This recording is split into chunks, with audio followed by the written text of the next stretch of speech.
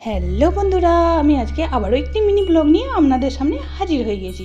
আজকে শ্রাবণ মাসের কিন্তু তৃতীয় সোমবার, আর আজকে প্রত্যেক সোমবারের মতন রেডি হয়ে নিয়েছি মন্দির যাওয়ার জন্য। আর রেডি হয়ে যেই মন্দির বেরোবো, আর আকাশটা দেখুন একদমই কালো করে এসেছে, আর বৃষ্টি নামবো এইরকম অবস্থা। আর আমি তাড়াহুড়ো করে কোনো রকমে মন্দির পৌঁছে গেছি। বৃষ্টি কিন্তু তখনও পর্যন্ত শুরু হয়নি। যেই মন্দিরে পা দিয়েছি সেই বৃষ্টি কিন্তু শুরু হয়ে গেছে। মন্দিরের ভিতরে গিয়ে দেখি অনেকটাই ভিড় ছিল, অনেকজন মিলে পুজো করছিলেন। আমি তো জায়গাই পাইনি, তাই আমাকে অনেক টাইম দাঁড়িয়ে থাকতে হয়েছিল। আর দাঁড়িয়ে থাকতে হয়েছিল ভালোই হয়েছিল, কারণ আমি যখন দাঁড়িয়ে থেকে পুজো করে বেরোই তখন দেখি বৃষ্টিটাও কিন্তু ছেড়ে গেছে। এই বৃষ্টির মধ্যে কিন্তু আমি বাড়ি আসতে পারতাম না। আর দেখুন বৃষ্টিটা ছেড়ে গেছে, রাস্তাঘাট কেমন ভিজে হয়ে গেছে। আর অবশেষে বাড়ি পৌঁছে গেলাম।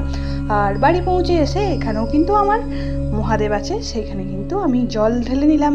সবাই খুব ভালো থাকবেন। জয় শিব শম্ভু, টাটা।